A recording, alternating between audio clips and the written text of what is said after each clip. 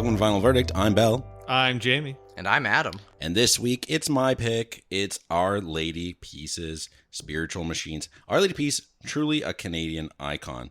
They've been around since 1992, and for the album we're talking about today, Spiritual Machines, which was released December 12th, 2000, the band was made up of bass player Duncan Coots, drummer Jeremy Taggart, keyboardist, I forgot to type the name in, and guitar player Mike Turner, and of course the lead singer and songwriter Ray Maida. Interesting fact about Rain, if you click his Wikipedia, there's a little CM next to his name, which means apparently he has like the Order of Canada. Yeah. Which is like the second highest merit our country gives out. And he's married to Chantal Kreviazuk. Neat. Yeah, She's also famous. Yeah. Yeah. And also, I guess they wrote songs for like Avril Lavigne and stuff. Yeah. Yeah, they're pretty prolific, at least in my mind. They're one of the bands that really benefited from Canada making it so that you had to have so much Canadian content on the radios. Oh, if you for sure. ask probably any American that's even around our age or maybe even older, like Jamie's age, they probably don't know who Our Lady Peace is, even though, at least in my world, they were so popular. Yeah, they definitely benefited from being on heavy radio rotation whenever Canadian content needed to be played. Mm-hmm. Their previous album, like the album that came out, before this one, 1999, Happiness is Not a Fish You Can Catch. yes, had more singles that get consistently played than this one. Yeah, it's a great album. 100% a great album. We'll talk about why I chose this one in a bit, but to wrap up the who they are, the band formed after Rain replied to an ad that Mike Turner posted in Toronto's Now newspaper. Jamie doesn't know what that is. Okay, thought maybe you'd have a story about the Now newspaper. No, he's shaking his head. He was looking for musicians, and what a life-changing ad that must have been, because Our Lady Peace has gone on to be one of Canada's biggest rock bands in the late 90s, early 2000s. Yeah. That doesn't mean a whole lot. They're Them and the Matthew Good Band. Yeah, and then Nickelback surpassed them pretty quick around that era as well. Today, Our Lady Peace isn't making many waves, with their last album actually being a sequel to today's album. They made Spiritual Machines 2, and it had to do with NFTs and was all very cringe. And Whoa. It had to do with NFTs? Yeah, they made NFTs based on the album, and that got you the album early, and then like 2 or 3 months later, they released the album to the general public. Yeah. Very cringe. And then they did like a holographic experience tour. I somehow missed. I would have gone and seen it, but I doubt it was that good. Rain Maida is the only original member of the band still in the band. Yeah, they've had quite a few different members. It's crazy. Jeremy Taggart, who is the drummer on this album, and I think the first 6, was 17 when he joined the band. So he was actually too young to tour with the band at first, because they go to bars or 19-plus venues, and he wouldn't be allowed in, which is a funny rule. It's like, I guess that makes sense, even though he's in the band.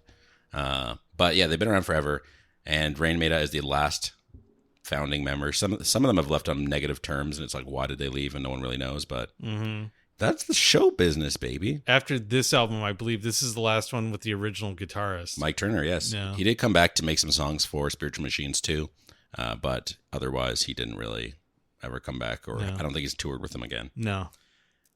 This album, though, is pretty heavily based around the book The Age of Spiritual Machines by Ray Kurzweil, with a lot of songs being responses to thoughts shared in the book. If you, like me, have never heard of The Age of Spiritual Machines by Ray Kurzweil, I'm just practicing the name. Kurzweil? Close enough. Yeah, I think it's Kurzweil. Yeah. It was released on January 1st, 1999, and it is all about the next step of evolution for humans is creating machines more intelligent than they are, with other subjects being about how nanotechnology will cure cancers and how humans will be able to connect to computers via direct neural interfaces or live full-time in virtual reality, and how AI will have its own free will and will have its own spiritual experiences. Yeah. Pretty crazy considering the last, like, what feels like 2 years, all of a sudden AI is like upon us and in our phones and on our computers so quickly, and all the drama and like legal stuff going on with that. For 1999, I mean, of course, that was probably a dream they've had for many, many years. It's crazy how much stuff seems to be slowly heading towards becoming a reality, at least. He also invented a musical instrument that's used on this album. It's called the Kurzweil machine, or the Kurzweil piano, or whatever. It takes musical sounds that you record into it, and you can play it back. So it's sort of like a mellotron. Cool. Where it just plays like recorded sound as a keyboard. It's kind of neat. That was very neat. All the RK interludes are readings by Ray Kurzweil, who apparently was stoked when Our Lady Peace asked about using his book name for the album. I famously hate sketches on albums, but all the interludes on this are very short, and they're not really sketches. It's just like a short reading, and then moves on. With the longest one being the last on the album. So like, I don't. That really one's care. Creepy and weird. We'll get to that later. Yeah. The album reviewed pretty well, with many considering this the peak of Our Lady Peace's creativity, but it didn't sell as well as the previous 4 albums, and is kind of a changing point with them, with their following album Gravity being more pop, with almost none of Rain Maida's famous nasally falsetto.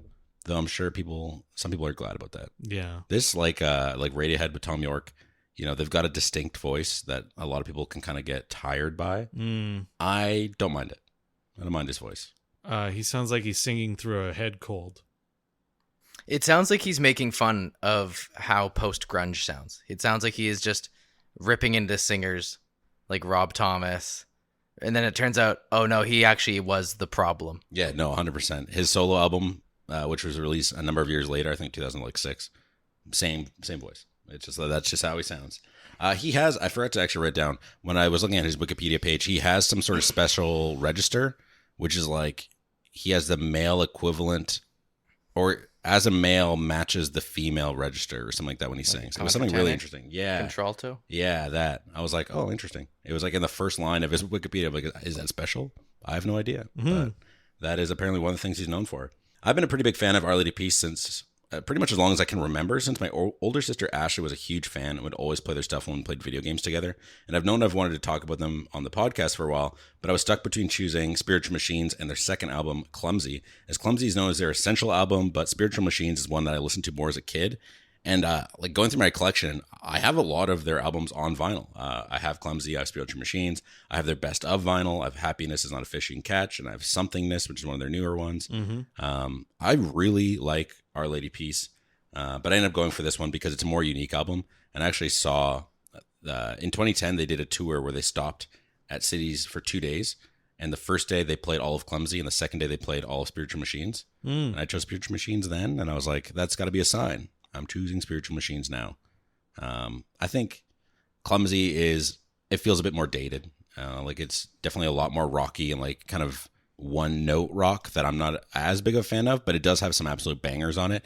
I asked a friend of the podcast, James, earlier today, I'm like, have you ever heard of Our Lady Peace? He's like, oh, I love Superman's Dead. And that's like the first track on Clumsy. Yeah. So it seems to be the one. Tell me why I is Superman dead? Superman's dead. Yeah, there you go. Yeah, I haven't listened to Our Lady Peace in quite some time, probably a couple of years. And I got to say, this holds up for me. But what did you guys think? I didn't like this album when it was new, and I don't like it now. But I don't hate it. The problem I have with this album is that I'm not a huge fan of some of the lyrics, but the instrumentation is so good that it's hard to dislike it. But some of the lyrics are not great, and the delivery, if you're not a fan of his voice, the delivery of the lyrics is even less enjoyable. You're telling me you're not blown away by Big Green Monkey? Yes, I wrote that part Big down. Green Monkey, yes. Big Green Monkey, everyone's a junkie. Yes, I wrote that down. It's terrible lyrics. It sure is. So some of the lyrics not great. I'm not sure how a lot of them relate to the concept of spiritual machines either, because there's not a lot of talk about like machines and like the transcendence of humans, away from having to work and stuff like that. Stuff that's the topic of his book. I feel like a lot of it's more the emotional aspect of like In Repair is obviously a metaphor about being a machine. Yes. Yeah. And then a lot of it's kind of about coming to terms with realizing your emotions, I think, in later songs. So I think that like it kind of tends to it, but it's less about the more theoretical. It's more of the for lack of a better word, spiritual side of things, and less about the machines. Yeah, I did some digging to find out what they thought or why they wrote each song or like what the meaning was. So I do have some of the answers of how it ties to that, but there are some where I'm like, I don't know, man. Maybe it's this, like, or it's just pretty surface level. And I guess when you're in a more poppy kind of rock genre, do you need to be the one to go super deep? No, sometimes you just want to ask, "Are you sad?" And like that's the song, and it's Yeah. like okay, like that's fine. He's not pretending to be this Bob Dylan-esque rock writer, and I think because of that, he doesn't like fail to hit a level of sophistication or deepness that he's not aiming for it, so he's not failing to get there. There was this trend in the early 2000s in music, especially in rock music, to do this thing where you took a book and you wrote an album about it. Another Canadian rock band that I like, a band called Monine, did an album called The Theory of Harmonial Value, which is based on a book that actually doesn't exist. So the band made up a book and then wrote an album about this fake book. So it's just writing an album with extra steps. Yeah, basically. So that one's weird. They invented a character and everything too. And then a few years later, Mastodon came out with that album that's just about Moby Dick. And there's like this trend to just do an album that was based on the ideas in a book. I don't know if I'm here for it, but the Mastodon album's incredible. I think that one's called Blood and Thunder. No, Leviathan. Leviathan, excuse me. Yeah, Blood and Thunder. Nature Milk Hotel is pretty much about Anne Frank's diary. Yeah, and that's a book, kind of, sort of. The Muse, The Resistance, 1984. Yeah. Oh God, so many people would like to write a book about an album about 1984. Animals, Pink Floyd. This album even mentions it. So cool. 1984. It's crazy that these musicians know how to read, huh? Yeah, isn't it wild? And not just music. Books. Wow. I don't know. Going back and listening to other stuff by them, like I said, I don't know how much holds up and how much is just nostalgia for me. I think their best album is Happiness Is Not a Fishing Catch, but it just doesn't have like the same absolutely put me back in my shoes as a 7-year-old as this does. But yeah, I think it's an interesting listen. Jamie, did you ever hear them on the radio back in the day? Yeah. Because he would have been like, Jamie's not that much older than me, but you'd be old enough to recognize something on the radio more than I was as a kid. So I don't know if fortunate is the word. I grew up in a time when alternative radio had multiple choices you could listen to on the FM dial. So in Toronto, the big alternative station is 102.1, and they used to play the crap out of Our Lady Peace because when it counts as Canadian content and it's alternative. And they were in heavy rotation on Much Music, like the video for In Repair. Yeah, like won every award. Yeah, and Life was the second single that had a video. I remember watching that one. The video for In Repair is great. I don't remember anything about Life. I think he just stands in a white void and like the one for Life, he's like sitting there, and then there's like some random like Japanese characters that appear beside him. It's like, but I remember tuning into Much Music, and they would have something from either Clumsy or Happiness Is Not a Fish You Can Catch. What was the big single from that album? I can't remember. From Happiness Is Not a Fish? Yeah. I'm not sure. I've never been I wouldn't have been aware of any singles. I was a album listener. Yeah. Anyway, they were in heavy rotation at one point. I think they still are, but now they count as classic rock, which is very. I feel like I haven't heard them on the radio in forever. I recall hearing some Our Lady Peace on the bus to school a lot.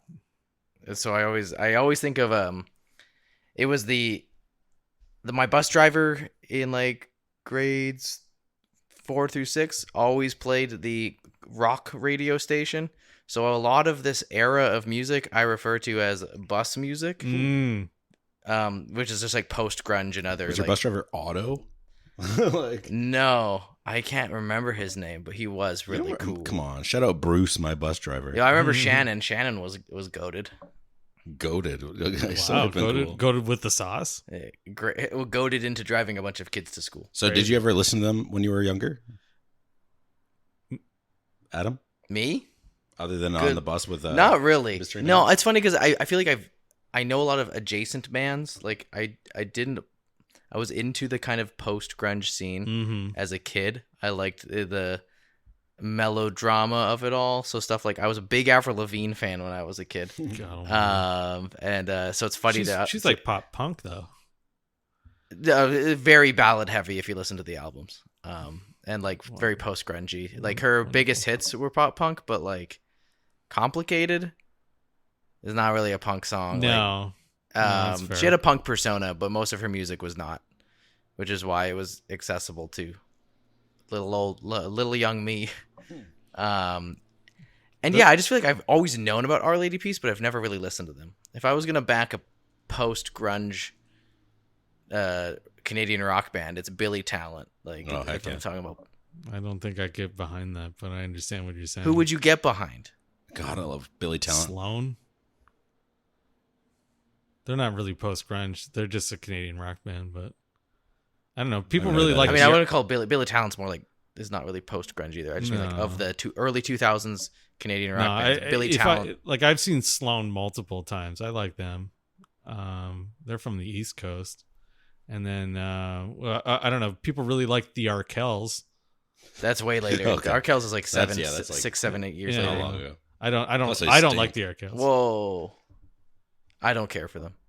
No. I think actually Rain made a help the Arkells or something. There was something in his Wikipedia about the Arkells and like partnering with them. Oh no, it was Jeremy Taggart, the drummer. After he left the band, like went to support other bands, including the Arkells, who is another band that benefits from having to play so much Canadian content. Yes. It feels like they were just made famous because they legally had to be made famous. Yes, it's very random. Which is crazy because they're we had musically competent. We have like Japan droids just sitting here making awesome music and not getting any respect. Ubiquitous ubiquitous USS, whatever they are. They're Canadian, I think.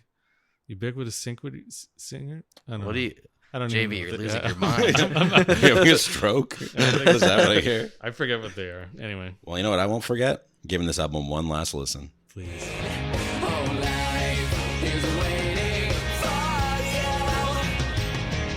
It's all messed up, but we're alive.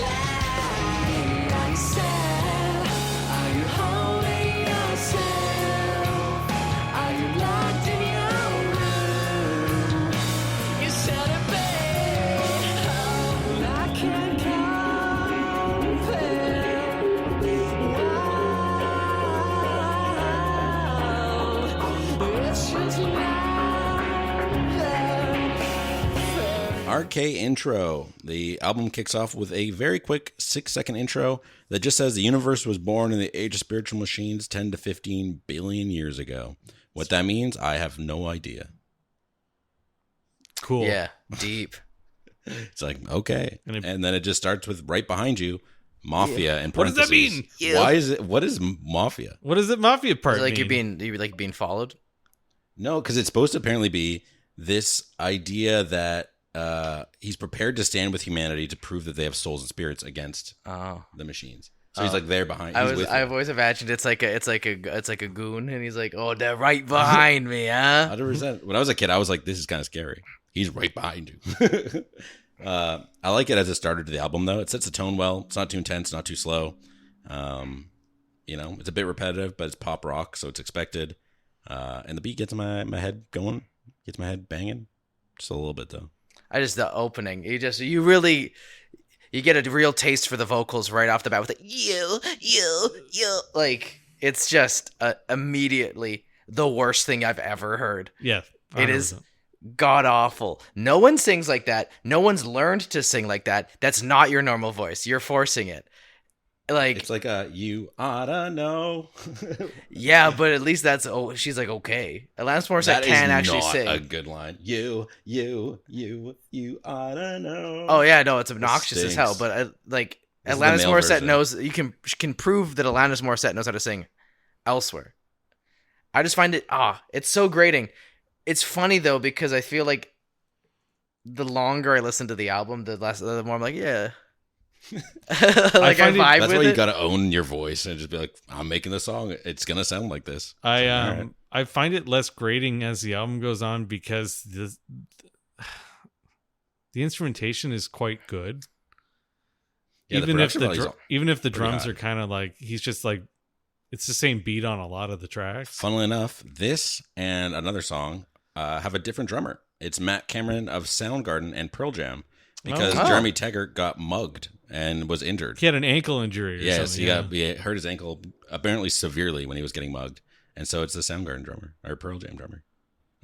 Current Pearl Jam drummer, former Soundgarden drummer. Yeah.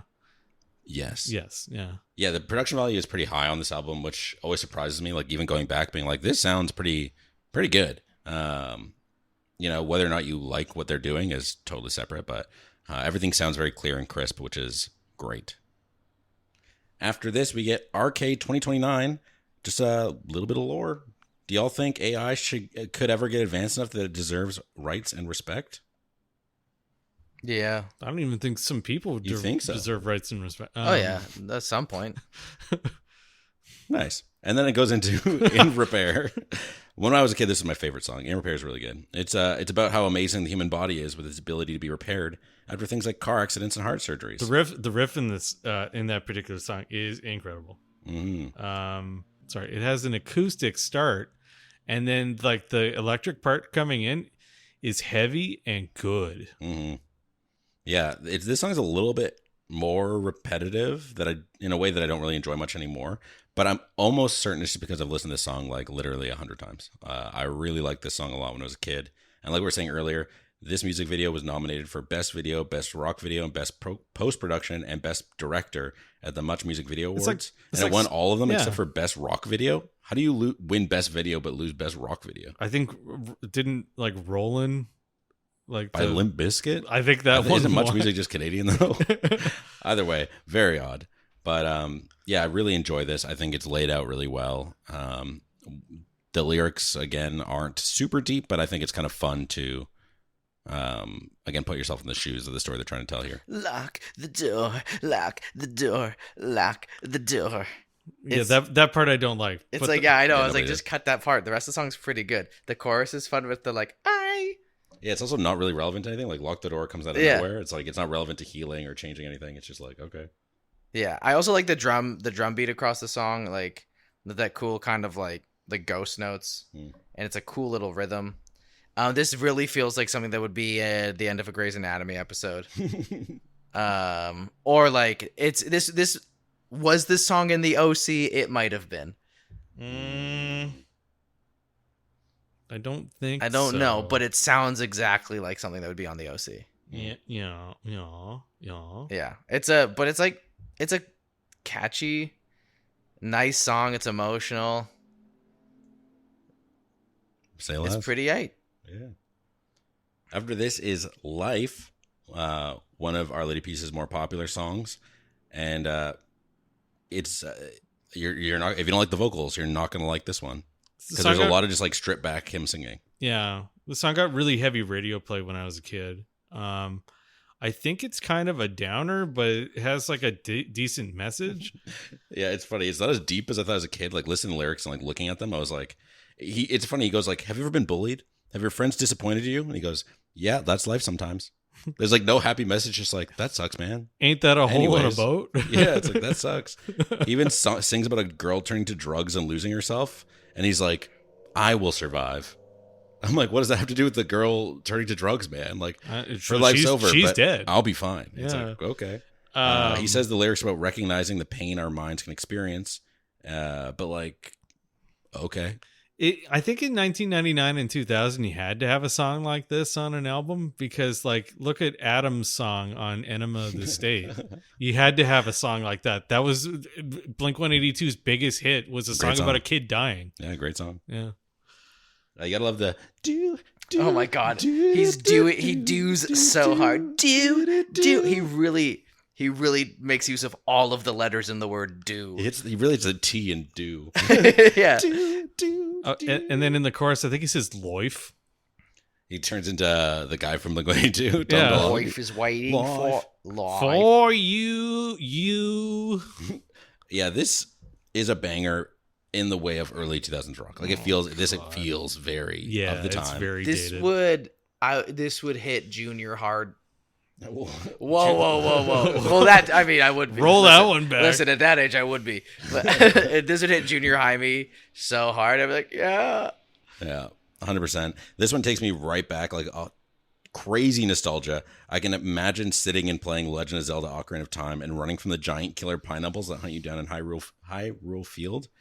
It's like a terrifying experience. But me and my sister just listening to this song, playing that game, crazy. It's not that good of a song. We could have played any other song on this album more, and I would have probably. It's all messed up, but we're alive. We are. I will survive. Yes. Yeah, it's a nice like kind of like power pop ballad. It's good. The message is okay. Life's waiting for you. Sure. That's all. Yeah, might suck, might be great. Yeah, it's no gonna idea. be there though. Yep. Adam, tell me about what you think about the intro to Middle of Yesterday. He sings. He sings like this is a joke, right? Okay. He sings like that as a joke. He's making, right? He's being funny. I don't like the intro vocals. They're not good. They're not good intro vocals. The lyrically, it's like a breakup song. He's thinking about all the things he said or should have said. I haven't really talked too much about individual lyrics on the album, and I won't now either. But I do like how Our Lady Peace songs are pretty wordy. There's a lot of off-kilter lines where he squeezes in filler words he could have cut out. Like even the first line is like, "Oh, well, I woke up in hell today." It's like you just squeeze in little words here and there. I kind of like it. It keeps a pace really moving forward by like saying so much in each line.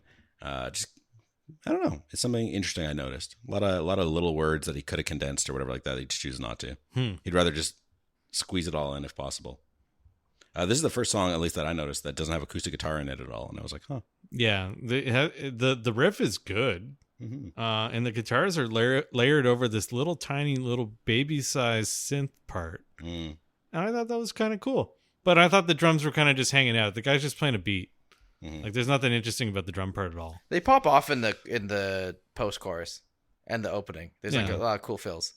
And then that's it. Then you just get a standard like driving beat. Dude. Yeah, snare. Yeah, you just got the first thing you ever learned to play on drums. Yeah, it's a catchy chorus. The rest is like whatever. It's fine. No, I feel like it feels a little too sanitized. It's like I think if there was a bit more distortion in the guitars and a bit more gruffness in the vocals, this would like kind of slap. Because I just feel like the synths are a nice breakup, plus that kind of heavy pre-chorus section would be cool, but they never quite hit it. No. But then they sing Are You Sad? Which is my favorite Our Lady Peace song. I love the slowness in this one. It's all about Rain calling his younger brother, who was dodging his calls for a week due to him having a rough time while Rain was recording Spiritual Machines. And it's crazy how fast the song must have come together, because apparently he wrote this song while they were recording in Repair. Like Rain was just, they were playing that song. He called his brother and he didn't answer. And he was like, "Oh, are you sad?" And they wrote the whole song and then recorded it. It's like, huh. The only comment on the YouTube video for this is from 3 years ago, and it just says, "Is this new?" This is the other song to feature the Soundgarden Pearl Jam drummer. And there's not a whole lot of drums. no, not really at all. Yeah, the chorus is just so floaty, and again, the production value really stands out with like the floaty guitar picking. And who doesn't love a good whammy bar? You don't like a good whammy bar? No, Janet? sorry, I do love a good. Oh, thank goodness. You were gonna say? I love it's a great build. It's like a nice kind of slower ballad, and then at the ending, it really comes together when you have like the chorus and the ahs, and also the verse coming in. It's a great little. Got some oohs, some ahs. Yeah, it's a great little build. It's a quite pretty song. I like the fact that the electric part is layered over top of the little acoustic part. I thought that was kind of nice. I really like the line, "I'm trying to reach your hand, but I'm on fire. I never meant to fade away." I see it as context of like, I'm sorry, I haven't been in contact. Getting famous and like losing contact wasn't anything I ever thought could happen, kind of thing. Especially because like these guys formed in '93 and had a record deal the same year, and then their first album came out like the next year, and it was very popular. Yeah, they immediately blew up. Like Starseed released, and everyone in Canada threw their hands up in the air. So it's like, holy smokes, it must be so crazy. Especially where in 3 or 4 years they already had 4 albums out. Yeah. So when I was a sad teen, I would just listen to this on repeat and feel sad. But now I'm an adult and I listen to this and feel sad, but also maybe a little hopeful, because At the end, I like the "You shouldn't be, are you sad? You shouldn't be." I'm like, oh yeah, that's a good ending. Again, shows that they can do stuff, and he doesn't always sing in that nasally falsetto, and they're just choosing not to, I guess, because I think they needed more of that in this album, and they just don't really ever. They don't go there a whole lot. Afterwards, we get RK 2029 Part 2, another reading. I always forget about this one because it's such a long break from the last one. And this one just says, then 2029, there's more talk about the legal rights of computers and what being human is. That's coming up. I don't think we're getting there. It's like when people $10. like I've got this Arthur C. Clarke book on my shelf that it's about what's going to happen 50 years after the moon landing. So that would have been July, whatever. 2019. Yeah. And he talks about a lot of future stuff.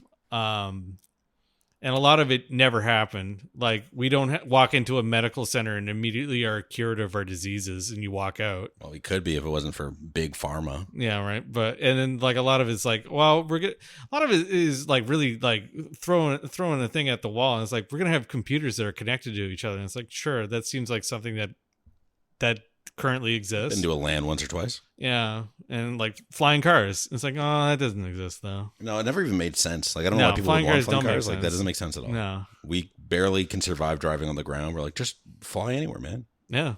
Or you're just gonna have roads in the sky, in which case they're just going to be as congested. Yes. Yeah, it's like, no. Yeah, it wouldn't really make sense to be in a flying car until you were made to heal. Oh, that's the next song. It's a decent enough song. Pretty familiar to other songs so far, but not so similar enough that it's very, very boring. It's got good guitar part yet again.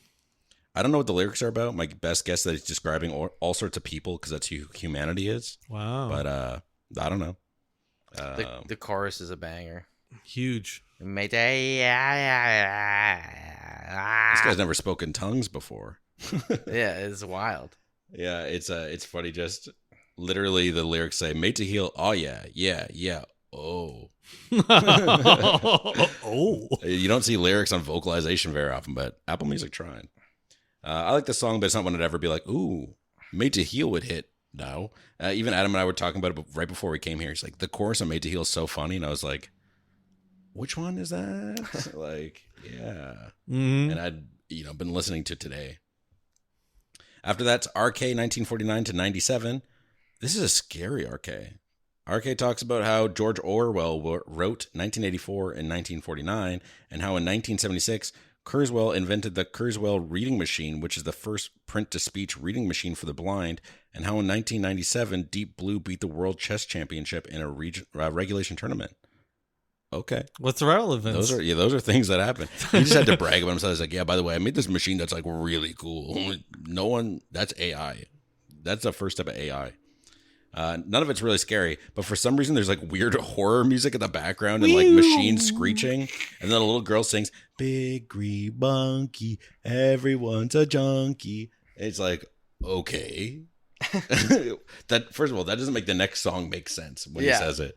It just, none of it makes sense, and the tones clash to this guy just being like, "I invented the machine," and a guy wrote a book. Well, there's like, you go to like the Fright Nights at the P&E, and it's the same sounds that are just pumped into the speakers. It's like, okay, thanks. Yeah, okay. it's just so weird because like the rest of the album is not scary. None of the other RKs are either. No, Yeah. except for the end one. Even that's just like weird. Yeah, it's just. But this one's like, It's off-putting. spooky.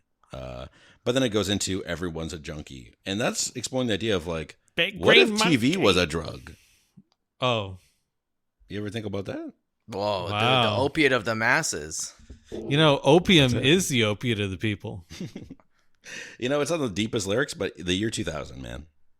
Need I say more? Oh, you mean the year 2000? The distant future, the year The 2000. year 2000? I don't know what Big Green Monkey, Everyone a Junkie is. I didn't look it up. Nobody I'm sorry. knows. I don't have an answer. Sometimes they'll be like, Jamie, I didn't look this up. Tell me what it means. And he knows. This one I did not look No, up. I and didn't don't look it know, up So either. don't ask me. It's like, this is such a good song. I No, really it's like not. it. No, it's awful. Sucks What do ass. the pre-chorus like really funnels in because it's really off-kilter. It just tips into this rock chorus. Okay. I really like it. The riffs on this song are good. Yeah.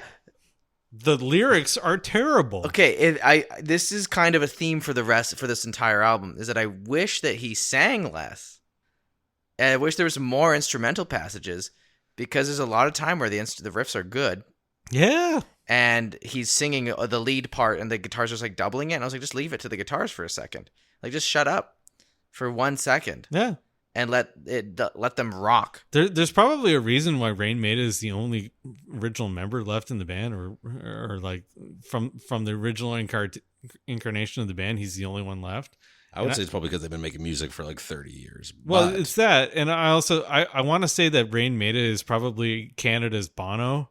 He's like one of those people that like... You know what? That's actually pretty probably good. Seems pretty apt, yeah. He's got a lot of activism, but also NFTs. Yeah, exactly. That's why he got his Merit of Canada, by the way, was for his philanthropy. He is Bono, 100%. Oh, that's so funny. You know what? I like it. I like the backing track. Would you rather have Bono be the Bono of Canada? I don't even think people want Bono to be the Bono of Ireland. No, I like Our Lady Peace more than like you two. I'd rather have Rain Maida. I think I would rather. I like things the way they are. Bono can go be from Ireland. That's where the charm is. Yeah. Is that where they hide our Lucky Charms? The backing track's cool. A lot of weird industrial noises and ghastly wailing and glass tapping, which is kind of cool. Mm-hmm. I do agree. This whole album needs like just 3 solos somewhere. Like there is truly like no guitar solos or anything like that. A good jam out to end a song would be cool. Yeah, but, like, really happen. There's like one kind of jammy guitar solo-y part, and it's nice. And then, but yeah. It's a song I don't remember exists, but every time it comes on, I rock out, and I listen to it a couple times. Like, I do genuinely enjoy the chorus. I like the vocals, so of course I'm gonna think it is all fine. I do understand though. It's one of those ones where it's like, yeah, if you don't like it, totally. You don't like it. Yeah, that makes sense. Yeah. After that, we get to their RK. RK is very talkative in this second half of the album. RK on death. This one's about how everyone tries to delay death, and we're scared of it, but without it, what is life? Eventually, you'll just want to be done. Before the song Life. True. Yeah, what is life? Life is waiting for you. Uh-huh. And I will survive. It's all messed up. All My Friends. This one's about how humans think they're better than machines, and machines don't believe them. Like, I don't know. There's not really that many lyrics, and they're not interesting lyrics. It's a very weird song. I like that the instrumentation gradually becomes louder as the song goes on. Yeah, this is like this only song that has a jam sesh. And I think it works really well, actually. There's a few instrumental breaks with the last third of the song being a jam sesh. And I like the instrumental build-up that ends the whole song completely. It's something that I wish we got more often. Again, it's a talented band, and I want to hear them shred, but we never quite get the whole thing. Negative, yeah. I also like this trip back chorus, that the first chorus. It adds a lot when the second time it happens. It's, again, full band rock out. Really enjoy it. It's a bit of a slow burn, but I think it kind of makes it stand out because of that. It makes the impact a bit harder than if it was just hard rock the whole time. I love the campy, spooky opening. It's like, there's something. This needs that other song about everyone's a junkie. Except for she could say, all my friends, instead of Big Green Monkey, everyone's a junkie. All my friends, everyone's a junkie. It fits better than Big Green Monkey. All you my could put friends almost are any other selection of words there, and it would be better than Big Green Monkey. Maybe he's channeling his inner Beck, where it's like, those words sound provocative. It gets the people going. Maybe he's referencing Nobody it knows because what in it the time of means. chimpanzees, I was a big green monkey. I was a big green monkey. Yeah, I like the song. It's fine. It's fine. Jam out. After this is If You Believe, a song about having an out-of-body experience and seeing the afterlife and how it's real. And that's something that machines can't ever have. Wow. This is not a Christian band, I don't think. The bass line on this song is cool. Mm-hmm. Yeah, I like the first couple times the chorus plays, it slows right down, with the second one ending with some killer drums that ramps everything back up with a crescendo and a basic guitar solo. Yeah, we get a little solo around 2:10. Right after I complained about no solos, there's a jam session and then a solo in the next 2 songs. It's crazy. They knew you wanted it. They heard your plea. They're like edging me. They're like, don't let him have a solo. It'll make this okay solo feel so good. It truly worked. After everything is built up, after the crescendo, like halfway through the song, the chorus is sung another couple times with way more power before ending the song with a stripped back version of the chorus with just rain and a piano, which is again like the only time you have piano really being the main instrument at any point in any song. And it hits a pleasure spot in my monkey brain. I like it. It's basic, but it's very good. I do wish they actually had backup singers. It's just rain double tracked. Or like doing another take. Yeah, and I feel like maybe because of how he sings, it makes it hard to harmonize with him because he sucks. He harmonizes with himself well. Yeah, like because he kind of does. that's good. You can kind of like match the wackiness, but I think it'd be hard to just his vocal lines are so like all over the place that it would be really hard to find an easy melody or an easy way to harmonize with his melodies. That I think that's. But I agree that I think that it would be something that would really add to the layers on the album would be to have more harmonization in the vocals. But yeah, because this one stood out as being like, oh, whoa, that second track sounds really good. It's not something I ever really noticed in any of the others, just any of the backup singers. On the first couple tracks, there's definitely a lot of spots on the album. There's a high pitched falsetto double track that's very quiet. That's like it's more of a texture thing. Which is good because I think his falsetto, apparently, which is iconic, is awful. Hey, iconic doesn't mean good. Yeah, that's fair. That's fair. Just means it's noted. Yeah. You know what? Fair. After this is the last track of music on the album, The Wonderful Future. This may be my favorite if it's not Are You Sad? This one, again, is just so good. When I was 17, I listened to this album a ton, and it's another one that brings me right back to a moment of sitting on a BC ferry. I think I was leaving Salt Spring Island after visiting some friends and family, sitting in the sun by a window, relaxing. Such a positive feeling after a good weekend, relaxing in the sun. I'll listen to this song 1,000 times and I'll always have that feeling. So good. It's so different from anything else on this album too. Very relaxed, tons of different instruments. It might not fit because of that reason. It's very odd. It's probably the most well-rounded track on the album. Yeah, this one is about accepting the future that's here. Like accepting the fact that we have this super scientific future and that your life is going to be better because of it. Kind of weird, but the other one's being very standoff against that future. But yeah. Again, it wraps up that thought of like, you can't stop it. You know, the future that everyone's working towards is coming. The future, you can't stop it. So I guess it's related, but sure. And it don't stop coming, and it don't stop coming. I like the heavily reverbed guitar that plays throughout the track. It feels like if Our Lady Peace made a My Morning Jacket song. It's got Midwest emo vibes for sure. It's like I would not say My Morning Jacket Midwest emo, but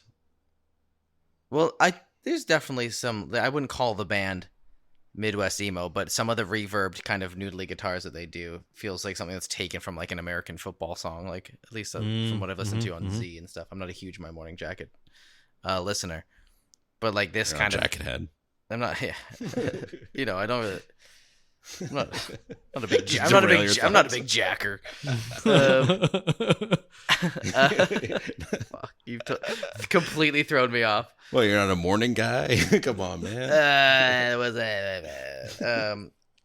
Yeah, the guitars and the intricate drumming just feel a lot like very influenced by the emo scene. Yes, it was good. Yeah, I don't agree. That's cool. At the end, like, oh my god, ugh. Dude, just let a man vocalize and get in the freaking zone, okay? There's too many vocalizations. Get in the zone. No, you should be punished. The song is 4 minutes and 30 seconds long, and then on the CD and the streaming it's version, like 16 minutes long. Yeah, well, no, it's a 20-minute song because there's 12 minutes of silence, and then the. Oh yeah, sure. Yeah. Yeah, that used to scare me because as a kid, I'd put on the CD, I'd be like, "This song rocks," and then would assume that the CD is over. And then 12 minutes later, I'd hear, I was like, oh, why is there a man speaking in my house? Because it ends with RK and Molly, which is RK talking to his robot Molly, but they like pitched up his voice to make it sound like a woman because he's just like reading a chunk of his book. Very weird. Molly talks about she creates music to stay connected to her kids, but non-augmented humans can't understand it. And then they talk for a while, and then she's like, "I can have sex with you," and he's like, "Good to know." And then he's like, "Whoa, wow! I can't believe how do you fumble that?" That's crazy. And then he's like, "I'm so sad I have to wait 100 years to meet you." And then he asks her more questions, but she doesn't respond because, like, obviously she's not actually there because she's 100 years in the future. But I find it very funny. She's like, "I'll pleasure you if you want." He's like, "Nice." Nah, I'm good, B. And he's like, "Yeah, that's cool." Like, it's like no big deal. Hello, are you there, Molly? But she's not there. She's not there. Do you guys have any final thoughts on the album, or should I talk about the package itself? Tell me about the package, Show baby. Show us your package. All right, the album.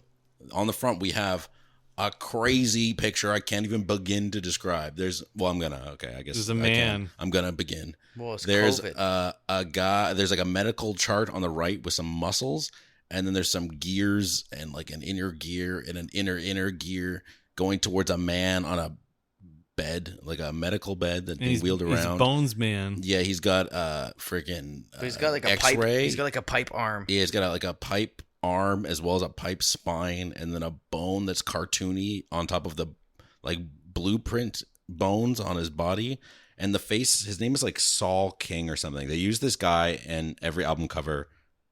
Well, on all the previous ones. This is the last one that has his face, other than Spiritual Machines 2, where they used his face again. Wow. But otherwise, he was on every other album cover, which is pretty cool. And at the back of the bed, there's a ghost man who kind of looks like Mr. Burns when he becomes an alien, when he's all irradiated. But he's orange instead of green. And he's wearing a medical mask and a hat. But the hat and medical mask are really low quality. It's like very JPEG'd. And it says Our Lady Peace in a cool like ring font. And it says Spiritual Machines, but it kind of looks like it says Spiritual Machines. Spiritual. On the back, we have more crazy photos. The band is on a subway, but they also have medical photos over them and drawings. And Rain Maid has got his mouth wide open, and there's a trying freaking to thing eat in the it. Vitruvian man. He's singing in his patented falsetto voice. And He's yelling, "Do, do." The rest is again weird medical drawings, and then it has the song names written in like someone's handwriting. They even mess up one of the songs. They just cross it out and then fix it, and then it has some credits on there. I like how the life is in cursive. It is in nice cursive too. And Oh, on the look. inside, oh, okay, Yeah, I hit the can mic. take something from me. And then on the inside, we got a booklet, which is a lyrical book. It just like unfolds like a long. Oh, poster. it's like the CD insert. Sure. Yeah, it's very long. It's got more absolutely bonkers drawings and medical things and diagrams in a hospital. And then the lyrics are on for each song in a way that you can barely read them because it's just all over the place and it's all done in handwriting. And it's on both sides. It's very inconvenient, really. You have 12 inches by 12 inches, and they're like, let's put something that's 6 inches by 6 inches. Mm. And then opens up to like 5 feet long. The record sleeve is cool. It's more absolutely bonkers drawing. And on the other side, it says Our Lady Peace, Spiritual Machines in black font. Kind of looks like that the best of for Blink-182, if you're one of the people that owns a CD like I do. And the album is blue. Ooh. Very blue. If it was green, you would die. The label has more of the drawing of like a man sitting on a chair in weirdness. It's the same on both sides. And the record sounds very good. This is a release from 2017.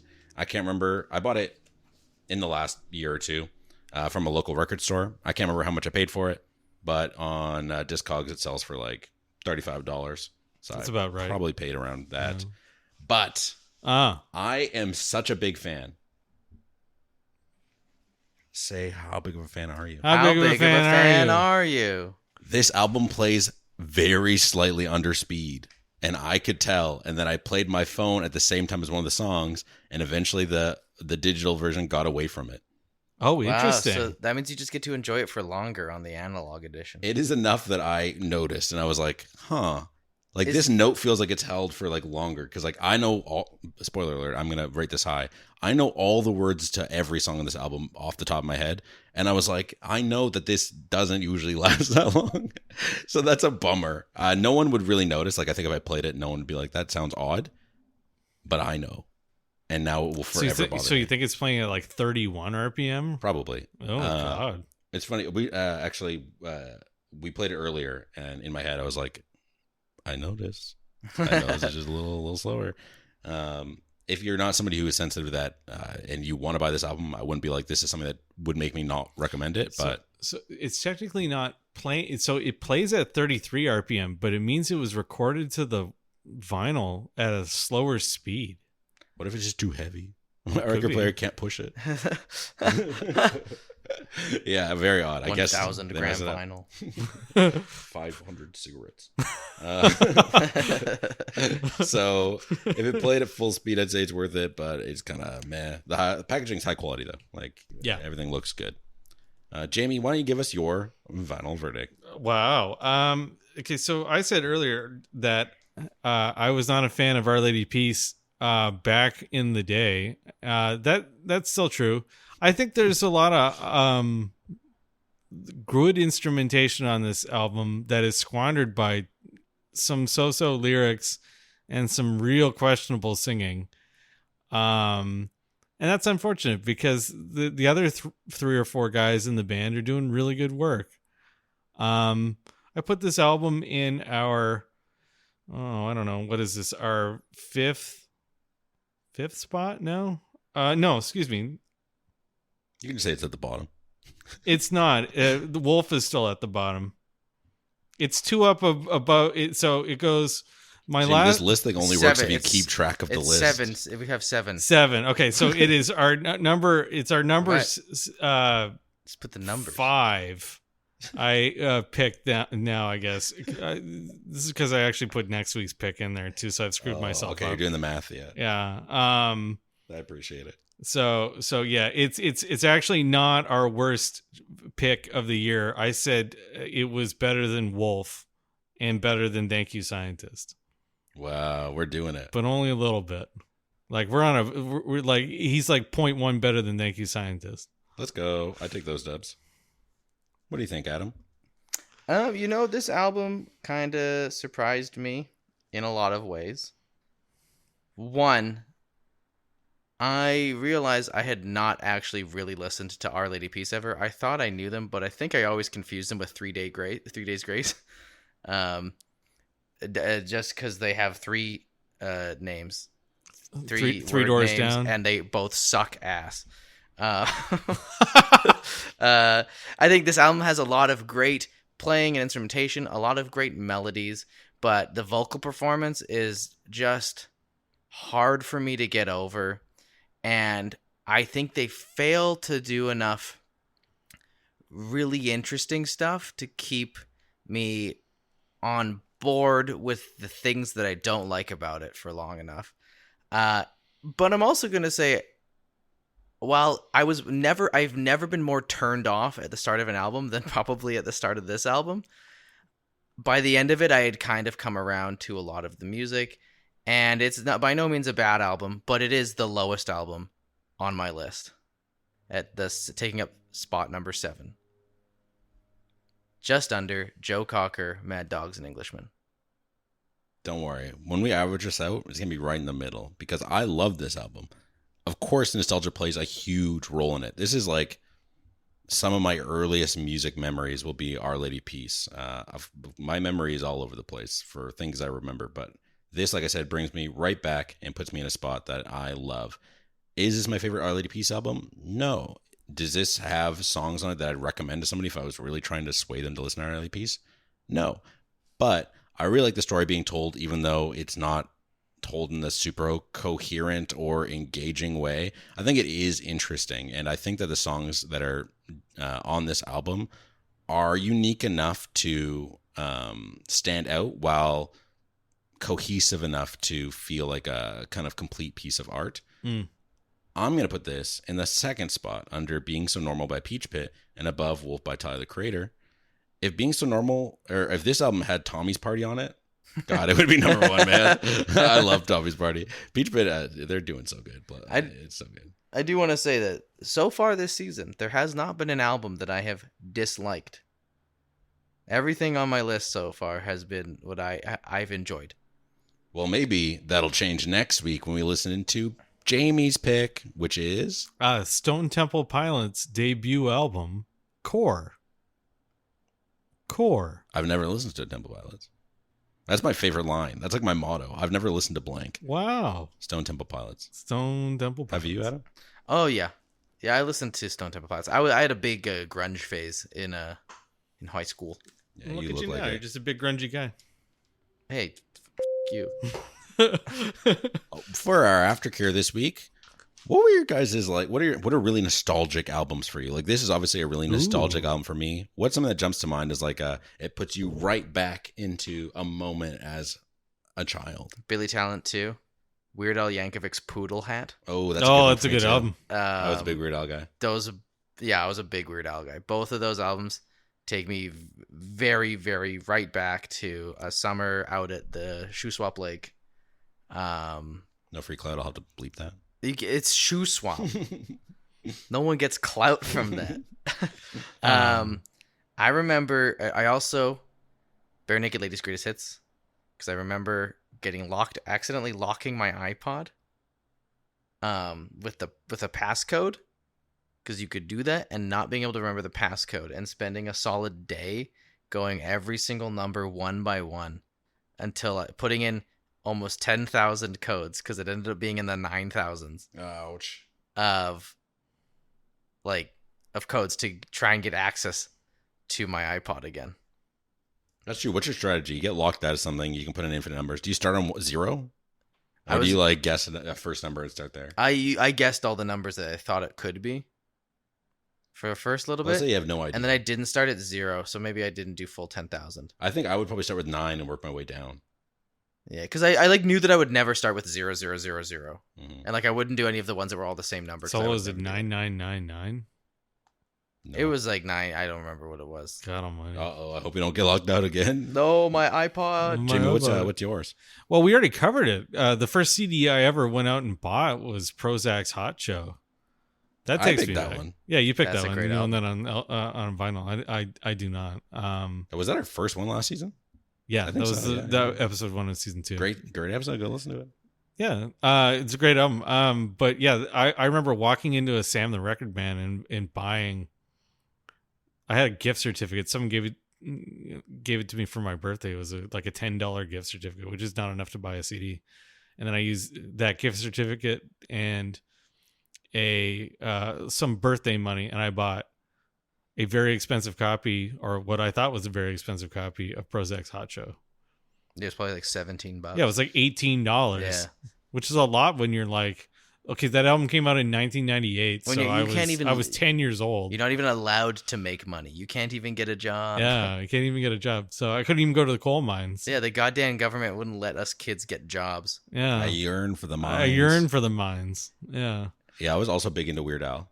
Hell yeah. Weird Al, Beatles. Oh, Bare Naked Ladies. Gordon would have been one of my very classic ones. Listen to that album. Yeah, I have a copy of Maroon. It's one with one Another week. good one. Oh, 5? Yeah, it's been It's been 1 week, That's not on Maroon. isn't it? That's on Stunt. Oh, It okay. is What's on the, Stunt. oh no, Pinch Me is on Maroon. Yes. Yeah, Maroon does not have a ton of hits. Pinch Me is good. yeah. I think that one also has Jane. I can't remember, but they're very, very good. Yeah. Pinch Nostalgia. me. Like a dream, but it's hard to remember, but it's gone when you try to scream, but it only comes out as a yawn when you try to figure out beyond your front door. Bye. See ya.